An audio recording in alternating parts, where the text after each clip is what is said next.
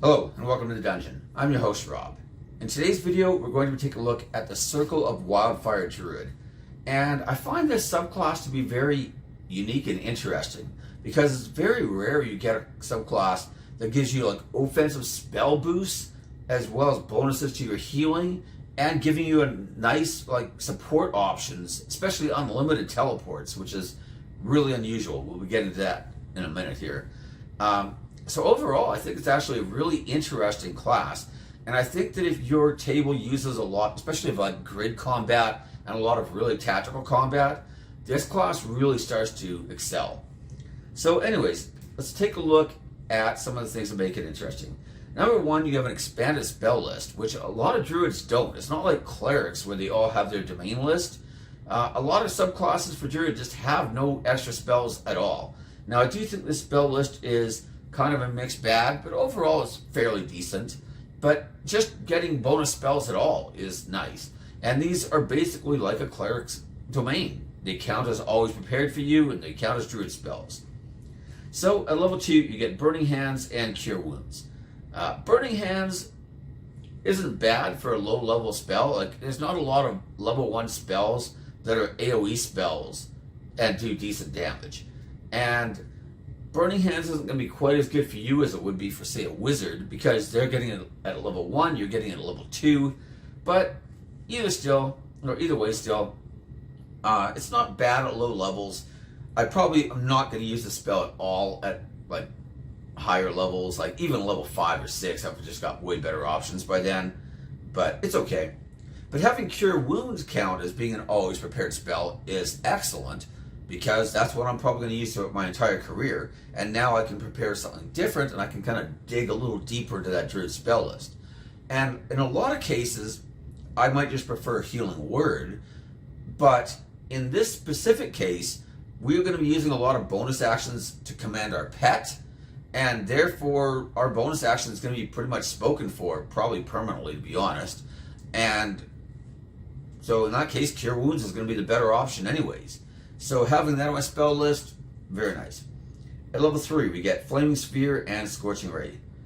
I like Flaming Sphere. I don't mind Scorching Ray as far as a damage dealing spell. Again, it falls under that Burning Hands category. At level 3, I'm probably going to use it. At level 4, maybe. But 5, 6, 7, I've just got better spells by then, and I'm probably not going to use it very much at all. But, having it always prepared is okay. Level 5, Plant Growth and Revivify. And both of these spells are awesome, so I'm pretty excited about that. Especially Revivify. Revivify is one of those spells where somebody in the party pretty much has to have it always prepared, right? Like if somebody dies, Revivify is your lowest level resurrection spell you have available. So having it count as being always prepared just means that as long as I've reserved a spell slot, I've always got the option of revivifying a downed ally, and I don't have to have it prepared, because Revivify is one of those spells that like you always need it, but you never want to have to actually cast it.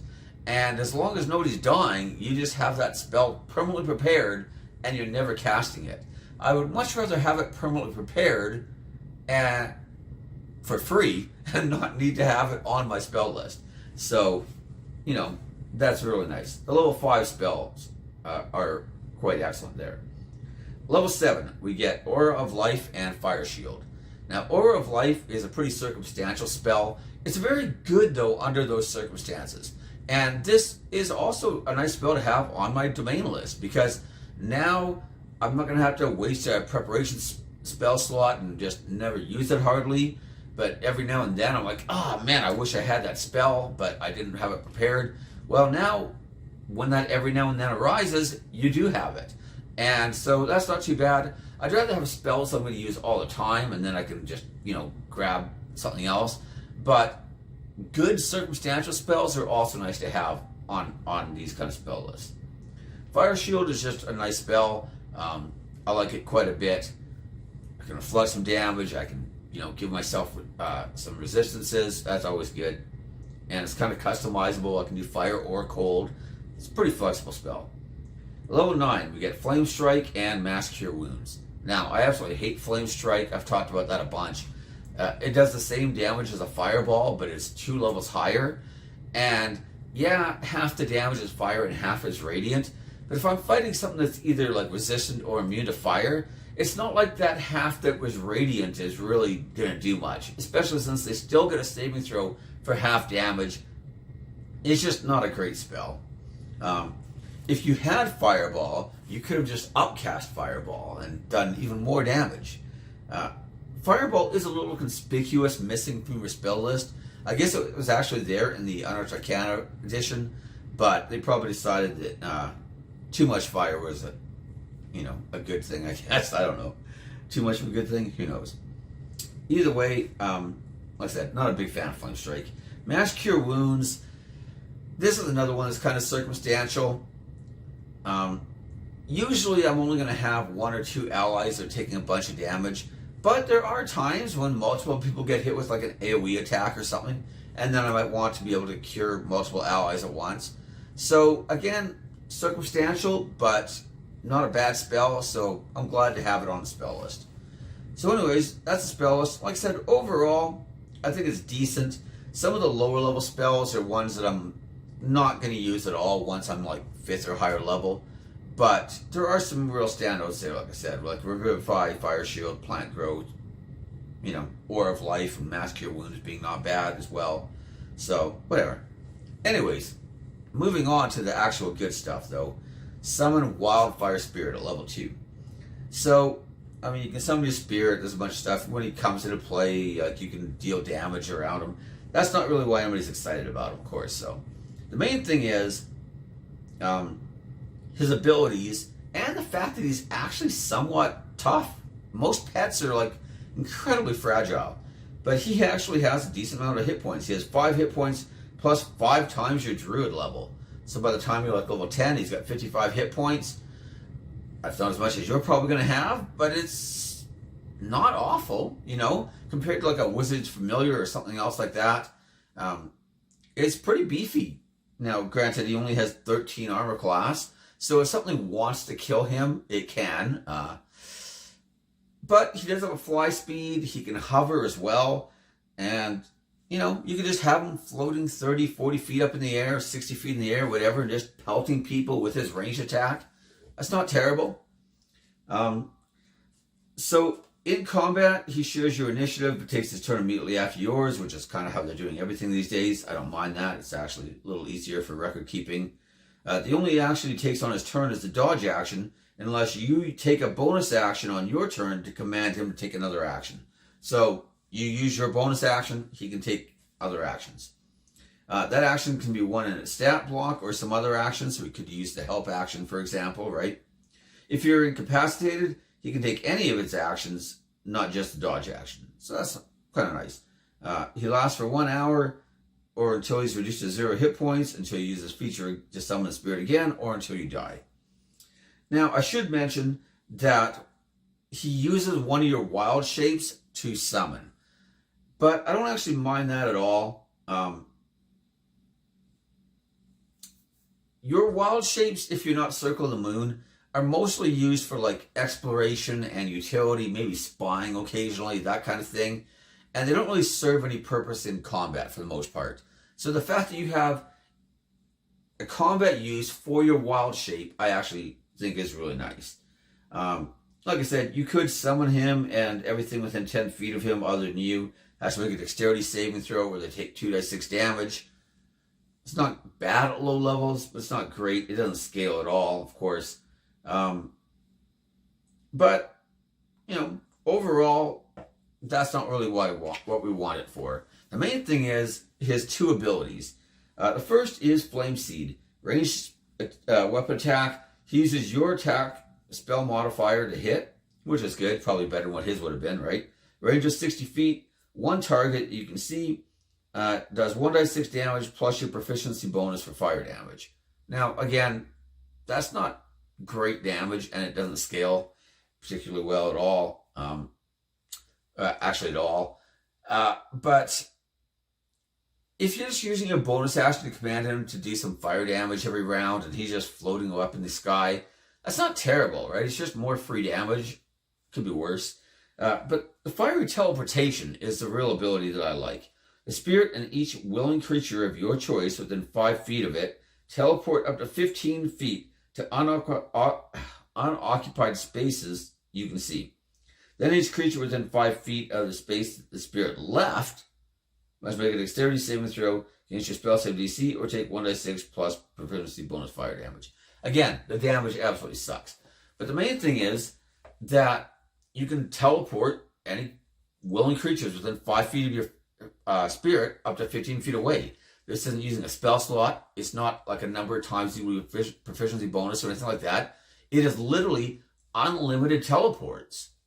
Now, you are, I guess, not quite unlimited because it's taking your bonus action to command him and it's taking his action. He can only do it once per turn. But every turn, he can be teleporting your allies. And note, it just says that they can teleport to unoccupied spaces you can see within 15 feet, right? So it's a small radius and it's a small range on the teleport. But they don't even have to teleport together. You could teleport like the fighter one way and the mage the other way if you wanted. And this is really, really a tactical option that most classes really don't have at all. The fact that you can just keep doing this round after round after round and repositioning your allies across the battlefield. In certain types of fights, especially ones that tend to be more tactical, this is an amazing resource. And it's one that, like, usually you'd be using things like Misty Step or something. You can, like, do this to avoid opportunity attacks. You can do it to move an ally out of a grapple. You're fighting a giant squid or something. One of your allies gets grabbed and you're afraid he's going to drop down into the ocean. Or your fire spirit can just teleport him out. There's so many options for this, you know. It's actually a pretty amazing ability. And the fact that you can just keep doing it round after round after round is really just unprecedented, to be honest. So the spirit lasts for an hour. Or I already told you that part. Until it's reduced to 0 hit points, blah, blah, blah. Anyways, level 6, Enhanced Bond. Bond with you and your Wildfire Spirit enhances your destructive and restorative spells. Whenever you cast a spell that deals fire damage or restores hit points while your Wildfire Spirit is summoned, roll a d8. You gain a bonus equal to the number rolled to 1 damage or healing roll of the spell. In addition, when you cast a spell with a range other than self, the spell can originate from you or your Wildfire Spirit. So in other words, when you cast Cure Wounds, like we mentioned, your spirit could cast it for you, kind of like how a familiar would work. So again, that's pretty nice. The D8 isn't huge, but again, it's not bad, you know, and you can boost either your healing or your damage spells on a per spell basis. And again, this isn't limited by anything other than just the number of spells that you're expending. As long as your Wildfire Spirit's out, you can be boosting your spell damage or your spell healing every time you cast that spell. So again, pretty spectacular. Level 10, Cauterizing Flames. You gain the ability to turn death into magical flames that can heal or incinerate. When a small or larger creature dies within 30 feet of you or your Wildfire Spirit, a harmless spectral flame springs forth in the dead creature's space and flickers there for 1 minute. When a creature you see enters that space, you can use your reaction to extinguish the spectral flame there to either heal the creature or to deal fire damage to it. The healing or damage equals 2d10 plus your wisdom modifier. You can use this reaction a number of times equal to proficiency bonus, and you regain all expended uses when you finish the long rest. This ability can be really tricky to use. Now, it's not bad if you're able to coordinate with your allies and just do some healing with it. That can be okay. The fact that, you know, it's just whenever it dies, you're getting these little spirits. It's not costing you a resource again, but stuff has to be dying either close to you or close to your Wildfire Spirit, right? The real problem, though, is that you need something to enter that space, and then you need to use your reaction. So that's not awful, especially if you have ways of using like forced movement. If you have allies that can like push things into space, you can deal damage, or allies who can deliberately move into that space and you can heal them. In those kind of parties, this ability can really shine. But if you have a party where, you know, your allies are not really too interested in possibly moving backwards or moving into those spaces, that's maybe not great. And the fact that if you don't have any way of controlling enemy movement and using force movement, you're probably not going to be doing a lot of damage with this ability either. Makes it pretty circumstantial. In the right group, it can function fairly well. And as a druid, you're probably not doing a lot of other things with your reaction. This isn't using a spell, by the way, so you could like heal an ally with this and then cast a healing spell on the same or a different ally still. So it's not like it's a terrible ability, but it can require a lot of teamwork to really get anything good out of it. Level 14, Blazing Revival. The bond with your Wildfire Spirit can save you from death. If the spirit is within 120 feet of you when you are reduced to 0 hit points and thereby fall unconscious, you can cause the spirit to drop to 0 hit points. You then regain half your hit points and immediately rise to your feet. Once you use this feature, you can't use it again until you finish a long rest. So, you still fall unconscious. If you were concentrating on something, your concentration is gone. But this is a pretty good ability. A lot of classes have one of these, like, if you go unconscious or, you instead go to 1, you go to half. That's significantly better. Now, your spirit, goes to 0 instead. You're going to have to resummon them probably. Whatever. That is an action and one of your wild shapes, but it's not the end of the world, right? And, the fact that you're coming back with half health is actually pretty beefy and gives you like a really nice survival ability. Now it is level 14, that is fairly high level, but that is in line with what a lot of other classes are getting their revival abilities too, unless of course you're a half orc, in which case you just get that ability at level 1. Who knows what they thought when they were trying to balance that, but whatever. You could be a half orc druid and then have both of those abilities. That would be kind of interesting, but also kind of redundant, so probably not necessary. Anyways, that basically brings us to the end of those particular abilities. I actually think that the teleportation ability of this class is really, really exceptional. And like I said, there's nothing else really like it. There's a lot of classes where, maybe you don't have a cleric, but you have, we got a druid, he can heal. We have a bard, and he can heal. Or we don't have a barbarian, but we have a fighter, and they can both do lots of damage, and maybe even have a little bit of combat, battlefield control. There's nobody else who's really just unlimited teleports for you or your allies around the battlefield. Like I said, it is a small sphere of radius. They have to be within 5 feet of the spirit. And it's only a 15-foot range, so it's not like a really big, deep teleport where you're crossing the battlefield or something.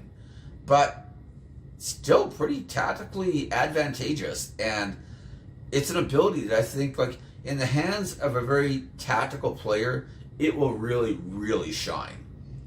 So anyways, those are my thoughts on the Wildfire Druid. Overall, I think it's a really, really strong subclass. I like it quite a bit.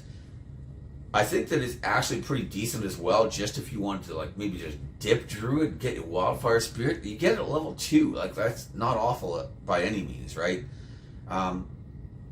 Anyways, those are my thoughts on the Druid. Feel free to subscribe, ring the bell for notifications, and of course, most importantly, leave me your comments in the comment section.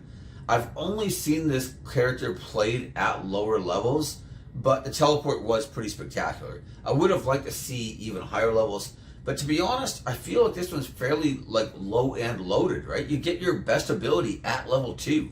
So, and then sure you get some bonuses to healing and damage and stuff like that. But to me, that all kind of pales in comparison to, the main feature, which was your Wildfire Spirit. Anyways, that's everything. Thank you for watching, and I'll see you next time.